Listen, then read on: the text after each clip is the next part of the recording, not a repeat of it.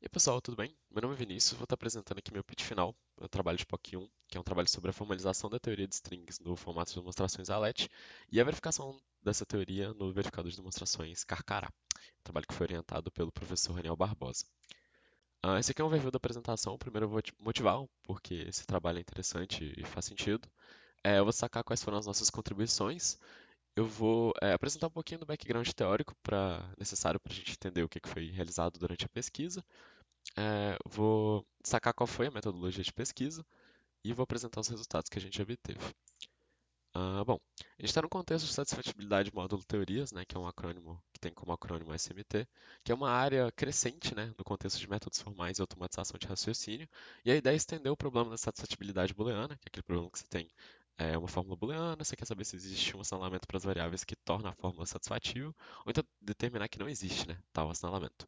E a ideia é pegar esses problemas e não usar somente variáveis e operadores booleanos, mas incorporar com teorias, né, e operadores, enfim, variáveis de domínio específico, como aritmética, bit vectors, strings. Então, você não vai ter mais cláusulas com só operadores booleanos, mas você vai ter uma cláusula que, sei lá, determina, né, que uma variável x tem que ser maior que algum valor, tem que ser igual a zero, ou coisas desse tipo, por exemplo. São ferramentas essenciais no contexto de verificação formal e demonstração automatizada de teoremas. E como solvers principais e mais notáveis, a gente tem dois solvers muito grandes aí, que é o CVC5 e o Z3, que são dois solvers de escala industrial que são bastante utilizados. Nesse contexto, a teoria de strings ela tem um papel central em muitas aplicações, ela é crítica, né, para muitas aplicações, e a gente destaca principalmente segurança de software, análise de vulnerabilidade, ou mesmo bioinformática, né, que é um contexto completamente diferente dos outros dois, mas que emprega a teoria de strings de forma muito crucial, né, para resolver problemas desses domínios, né, basicamente. O que a gente tem problemas atualmente é que quando um solucionador SMT determina que uma fórmula é insatisfatível, ele normalmente retorna uma demonstração e a gente tem que os formatos de demonstrações atuais têm muito limite, tem um suporte muito limitado para restrições sobre strings, né? A gente tem o Proof-Log do Z3 e o LFSC, que é o formato principal adotado pelo CVC5, são formatos difíceis de trabalhar.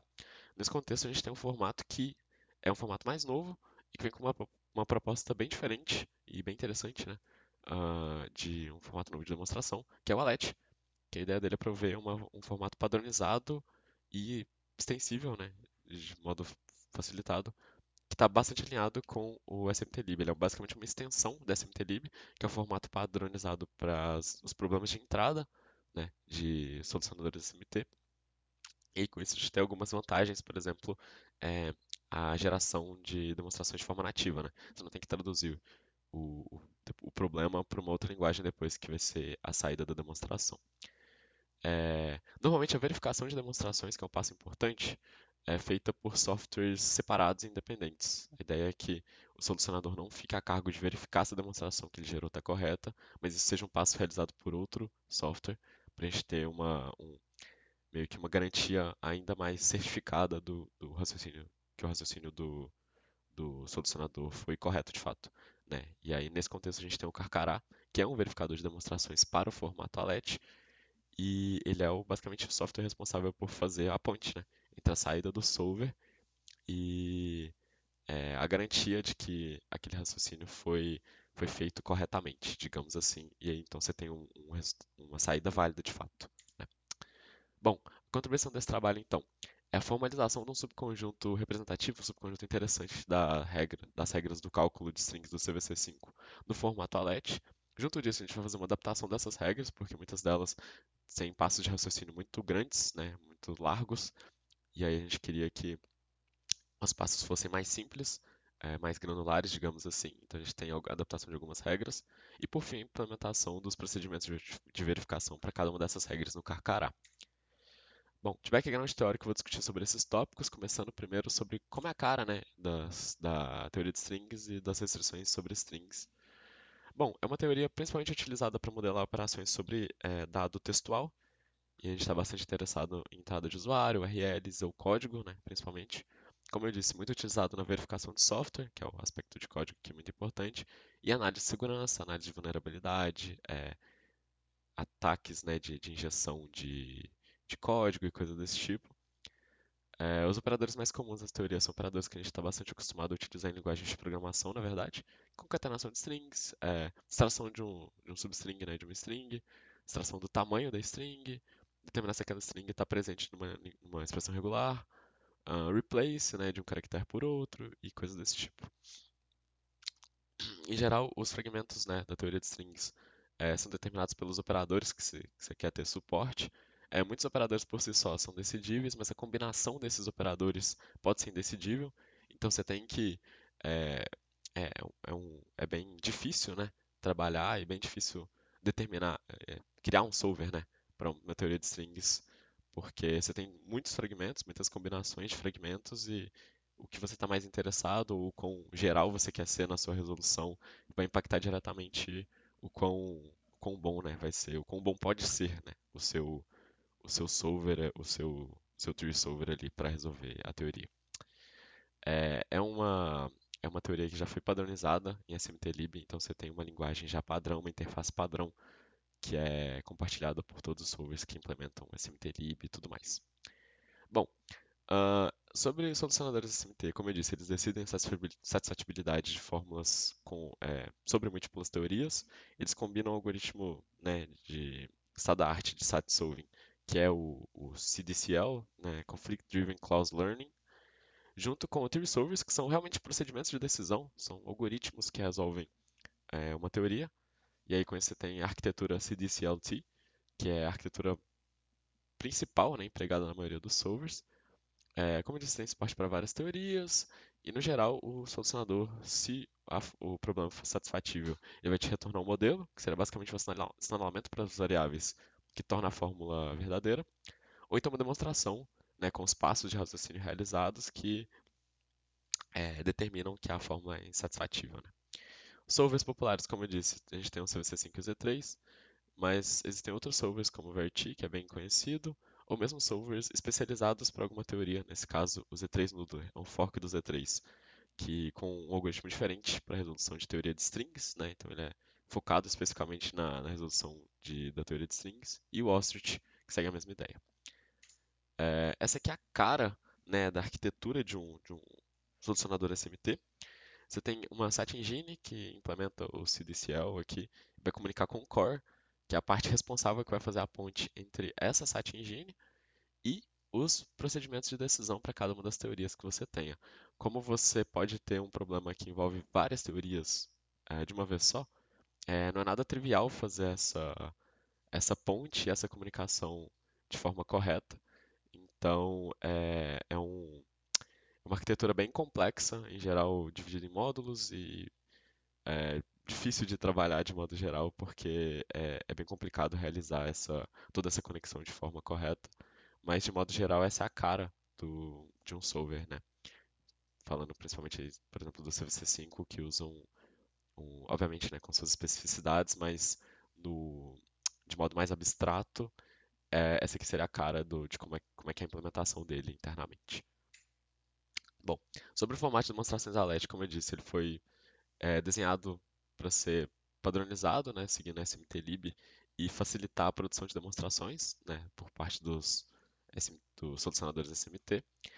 As provas são construídas como refutações, né, então basicamente você tem uma série de passos de inferência que foram realizados até que falso seja derivado, basicamente a cláusula vazia seja derivada. Isso indica então que o problema original foi refutado, né, e o problema é insatisfatível. Com isso, né, a gente tem basicamente a formação de um grafo acíclico direcionado, né, um DAG, e a raiz é o passo que deriva falso. E você tem toda a árvore de raciocínio até que você chegue nas folhas, que são as premissas iniciais do problema, que vão ser as mesmas asserções, né, as premissas iniciais da demonstração, que são iguais às asserções do problema original. Esse aqui é um exemplo de como é que é aqui um problema em SMT-lib, né, um problema aqui na aritmética linear de inteiros. E aqui qual seria a demonstração dele em ALET. Né? Então você tem a cara aqui, você tem os passos, né? Cada passo é indexado. Aqui você tem a regra que foi aplicada. A regra pode receber um conjunto de premissas, pode receber argumentos aqui, por exemplo, E então, essa é basicamente a cara de uma demonstração em ALET. Sobre o Carcará, ele é um verificador de demonstrações independente, open source, para o formato ALET. Ele foi escrito em Rust e ele é basicamente composto, né? O proof checking dele é realizado através de uma coleção de módulos. Então você tem um módulo que implementa os procedimentos de verificação para teoria de strings, para bitvectors, para funções não interpretadas e assim por diante. E ele também permite que você faça proof elaboration, que é basicamente um processo onde você tem uma demonstração de grão grosso, que a gente chama, né, é uma demonstração cujos passos de raciocínio são passos largos, e pode ser que seja difícil verificar esses passos, então uma coisa muito comum a se fazer é quebrar esse passo largo em passos menores, em passos de grão mais fino. Esse é o processo de elaboração que o Carcará também tem suporte para fazer e é utilizado na verificação de algumas teorias, né, que esses passos de grão grosso são um empecilho, né, na hora da verificação. Bom, ele recebe como entrada um problema em SMTlib, uma demonstração no formato ALET. O problema tem as declarações, as premissas, os sorts, símbolos e tudo que pode aparecer na demonstração. Como eu falei, o conjunto de asserções deve ser igual ao conjunto de premissas na demonstração. E cada passo, né, cada step de raciocínio é individualmente verificado por um procedimento de verificação associado à regra que foi aplicada. Esse procedimento recebe as premissas, a conclusão, os argumentos e o contexto que o comando foi aplicado e checa, né, se a conclusão informada pode ser derivada da aplicação da regra, ou seja, se dado, né, as premissas, os argumentos e contextos, e o contexto, a conclusão que foi informada é de fato a conclusão que pode ser derivada do que aquele passo deve fazer, né? E as saídas que a gente pode ter é valid, quando todos os passos foram verificados, então a demonstração está correta de fato. Holy, que é basicamente quando todos os passos que puderam ser verificados foram verificados corretamente, mas existem passos que não foram verificados, não é que eles falharam, mas eles não puderam ser verificados por qualquer motivo que seja. E isso basicamente você tem então que você tem um buraco, né, na demonstração que não pôde ser verificado. Isso não quer dizer que a demonstração é válida ou inválida, só que você não consegue chegar a uma conclusão. E por fim, a saída inválida, que é quando realmente algum passo falhou, e aí você tem que a demonstração não é válida de fato. Bom, a metodologia de pesquisa então, a gente selecionou um subconjunto representativo, né, das regras de inferência, do cálculo de strings do CVC5. A gente formalizou essas regras no formato ALET. A gente, primeiramente, estendeu o parser do Carcará para ter suporte aos operadores e todo o arcabouço da teoria de strings. Então, implementou o procedimento de verificação para cada uma dessas regras, né, dentro do Carcará. É, bom, nossos resultados então. Eu vou falar primeiro um pouquinho das regras que a gente formalizou e eu vou comentar sobre tanto a formalização quanto a verificação, fazendo um estudo de caso aqui para justificar as coisas. Essas foram as regras que a gente verificou. A gente tem um conjunto significativo das regras, a gente não está trabalhando aqui com sequências, que é uma outra parte da teoria de strings, a gente está falando só de strings e expressões regulares primeiro.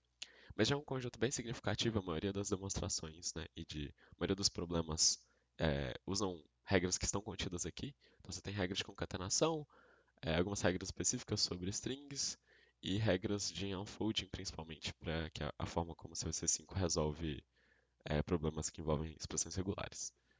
Ahn, partindo para um caso de estudo aqui, um estudo de caso, melhor dizendo, essa aqui é uma regra que ela é bem interessante, que foi uma das regras que a gente quebrou no trabalho, né, na hora da formalização. A maioria das regras são parametrizadas para determinar se ela está falando sobre prefixo ou sufixo. Isso em alguns casos era um problema, em outros não. Essa regra é um caso onde é um problema, ela é uma regra simples, né? A gente tem aqui uma igualdade entre dois termos de string, que são concatenações. Na versão de prefixo dela, a gente sabe que o tamanho do prefixo de uma é diferente do tamanho do prefixo da outra. Então, por elas serem iguais, né, por a gente ter a premissa que elas são iguais, a gente necessariamente tem que ter um ou S1 concatenado com uma string residual, né, que é basicamente o que tem em T1 e não tem em S1, ou o contrário, S1 é T1 concatenado com essa string residual, que é basicamente o que tem em S1 que não tem em T1. como eles têm tamanho diferente, a gente sabe que essa string residual não pode ser vazia e tem o tamanho maior que zero. O caso análogo, né, é aqui para o sufixo, só que o ponto é, o cálculo dessa string residual, que eu apresento aqui embaixo também da regra, ele é muito diferente dependendo do parâmetro. Então a gente tem basicamente que a cara, né, o formato da regra é muito sensível ao valor desse parâmetro. E esse foi um caso onde a gente achou que a quebra da regra em duas versões, né, uma versão de prefixo e uma versão de sufixo, fazia sentido. Porque apesar de que no código a gente ia ter uma duplicidade ali, né, ah, o- fazer isso encapsulava melhor o tipo de raciocínio que estava sendo realizado na regra. E isso era uma vantagem, né, pro formato para ter passos mais granulares e regras menos sensíveis, né, a esses parâmetros, né. Então, com a remoção da regra, a gente né, remove a necessidade do parâmetro e a gente vai ter duas regras diferentes que encapsulam melhor o raciocínio e tudo mais. No artigo, eu comento melhor também sobre o código dela e como a verificação foi feita. Mas como o código é grande, ele tem mais detalhes, eu escolhi uma regra diferente para apresentar aqui na apresentação, que é a concat-kill, que é uma regra que também é sensível ao parâmetro aqui, mas ela é muito menos sensível que a concat-split, por exemplo, que ela é basicamente na versão de prefixo, por exemplo. Você tem uma igualdade entre duas strings que são compostas, né, de concatenações, você tem que o prefixo delas é a mesma concatenação aqui, por elas serem iguais, então necessariamente T' e S' devem ser iguais, independente do formato. Esse cara aqui pode ser um literal, né? Pode ser um literal de string. Esse cara aqui pode ser uma série de operadores aplicado pela premissa da igualdade dos dois termos, então você tem que necessariamente esses caras devem ser iguais. Como que é a implementação disso no Carcará, então? A implementação da maioria segue um pipeline bem semelhante. A gente tem uma verificação sintática primeiro, de que a regra tem a cara esperada. Depois a gente pega as premissas e deriva a conclusão e compara se a conclusão derivada é igual à conclusão esperada. Então, primeiro aqui, checa se tem uma premissa só, se tem um argumento só e se tem uma conclusão só. Checa se a conclusão tem o formato de uma igualdade, que é o que a gente espera. Extrai o termo e o argumento, né, o argumento de reverse. Ah, checa se a premissa tem o formato esperado, que também é uma igualdade, né? E aí a gente chama essa função, que é strip prefix or suffix, que é basicamente recebe os dois termos, retorna dois vetores com tudo que tem no prefixo ou sufixo, né? A partir do parâmetro, que não tem no outro. Então, basicamente, se aqui a gente está falando de prefixo, a gente vai cortar todo o prefixo igual das duas, pela premissa, todo o restante, então, de uma vai ser igual a todo o restante da outra. A gente faz isso, a gente vai retornar um vetor de termos, né? E aí a gente vai voltar esse vetor depois para uma concatenação, que é o que essa função concat faz. Vai construir a igualdade, que é a conclusão esperada, e um problema que eu até discuto um pouquinho melhor no artigo, mas que é pertinente nesse caso, na teoria de strings, você tem que duas strings iguais podem ser escritas de formas diferentes, né? Então você pode ter um literal, tipo ABC, e você pode ter a concatenação de A com B e com C. Tem a mesma semântica, né? É o mesmo termo, semanticamente, mas sintaticamente escrito diferente. Então, para fazer com que o nosso raciocínio seja módulo essas questões sintáticas, a gente tem essa função expand string constants, que basicamente vai pegar a conclusão e vai quebrar os literais da conclusão, tal qual é feito, né, durante a strip prefix or suffix. Então, com isso a gente vai ter garantias, né, que as duas regras, as duas, né, o que foi derivado e o que foi informado na conclusão vão ter, se forem iguais, a mesma sintaxe. E aí, com isso a gente se livra de ter que usar um método de igualdade mais caro e mais robusto, tipo poly-equal, e a gente pode se ater usando somente a igualdade sintática, que é o que o assert equal aqui vai fazer. E aí, se né, sintaticamente as duas coisas forem iguais, a gente tem que o passo de raciocínio feito na concat equal foi o passo, foi a mesma conclusão, né? A conclusão informada é a mesma que a gente deriva. E a gente tem então que aquele passo, né, a aplicação dessa regra foi feita corretamente, basicamente. E aí esse processo é repetido, né, para todas as regras que eu disse aqui que a gente pegou, né, do cálculo do CVC5 e formalizou em ALET. Bom, essa foi a minha apresentação. Eu espero que vocês tenham gostado e que tenha ficado claro o trabalho que foi feito e as motivações, né, do porquê foi feito. Essas aqui são as referências que foram utilizadas durante a apresentação. E é isso, pessoal. Muito obrigado. Até mais.